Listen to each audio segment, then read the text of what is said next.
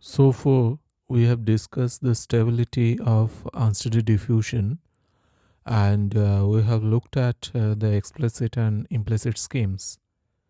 Here, in this lecture, we look at the stability of Crank-Nicholson scheme.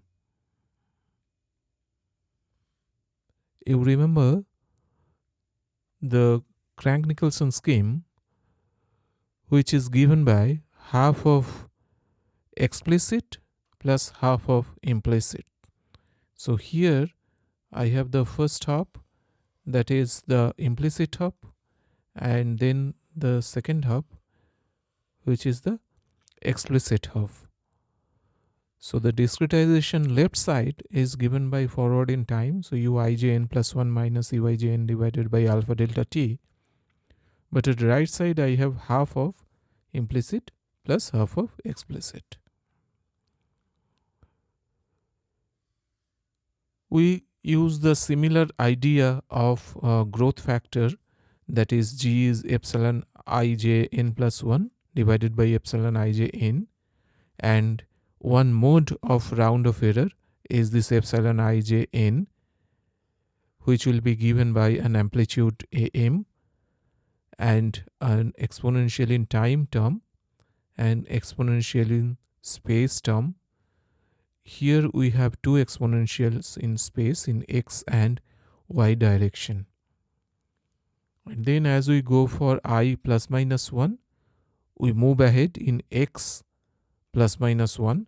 Similarly, if I go j plus minus 1, I move ahead in y plus minus 1, where xi plus 1 minus xi is delta x, xi minus 1 minus xi is minus delta x. Similarly, yj plus minus 1 minus yj is plus minus delta y.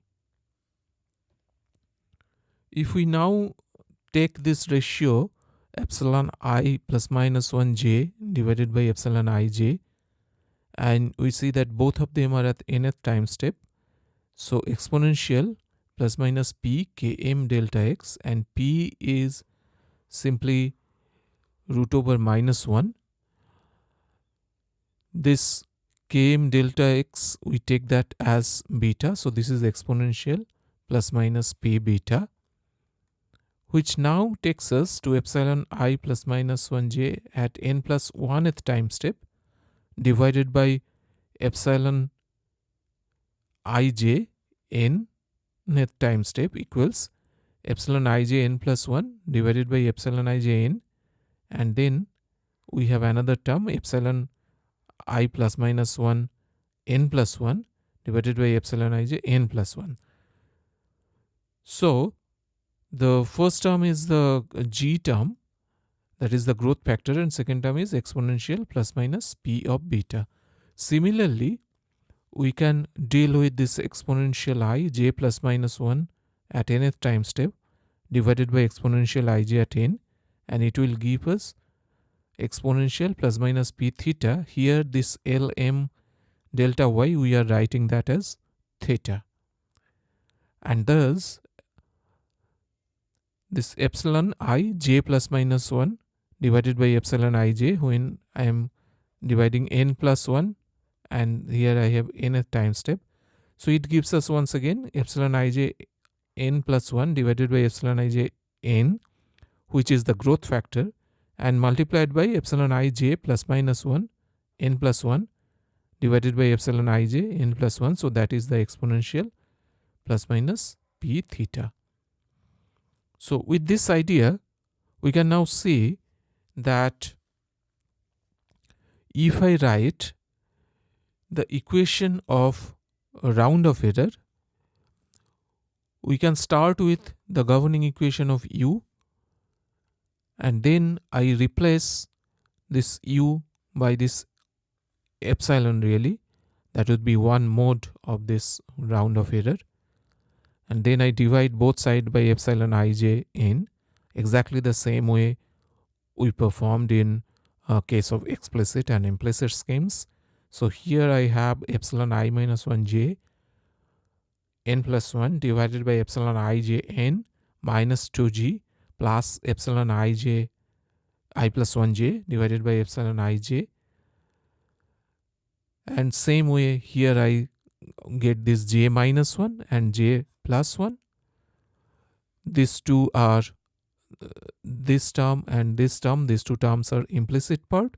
And then again here I have I minus 1 j by ij, but both are at nth time step. I plus 1 j by ij nth time step. Here also j minus 1 and j plus 1 are nth time step. So these two parts are explicit part. So if I now take this epsilon I minus 1 j epsilon ij, and I know that this is exponential plus minus p beta.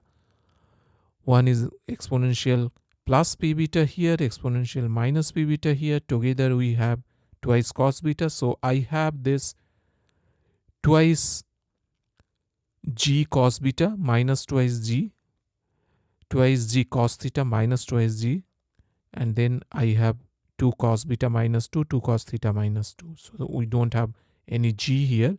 These are coming from the explicit part, and first two terms are coming from the implicit part. So with this expression now we can go ahead and simplify. Once we do so, I can take this 1 plus g out of this entire equation, and what I have 1 minus cos beta divided by delta x square, 1 minus cos theta divided by delta y square. I have multiplied by minus 1, so left side I have written 1 minus g. That is why you don't see a minus sign on right side, which gives us 1 minus g divided by 1 plus g equals alpha delta t multiplied by 1 minus cos beta delta x square, 1 minus cos theta by delta y square, and this entire right side I take it at some c. So we have this g equals 1 minus c, 1 plus c, and c equals alpha delta t 1 minus cos beta delta x square, 1 minus cos theta delta y square, and write this as rx sine square beta by 2 ry sine square theta by 2. And here you see that rx and ry are alpha delta t by delta x square and alpha delta t by delta y square. I missed a 2 here, so keep the 2 over here. Now we see that this c is certainly greater than or equal to 0, because I have rx and ry both are greater than 0, and I have sine square here, so it must be greater than or equal to 0. So c is essentially greater than or equal to 0. Since c is greater than or equal to 0, 1 minus c, the modulus of that must be less than or equal to 1 plus of c, which means that the absolute value of g must be less than equal to 1. That means that the growth is less than 1 always. So the Crank-Nicolson stream is thus unconditionally stable, what we are expecting, and this is exactly why you will use this scheme in your homework assignment. You can follow the similar procedure and find the condition of stability for the ADI scheme. That's all for this lecture, and I'll see you in class. Thank you.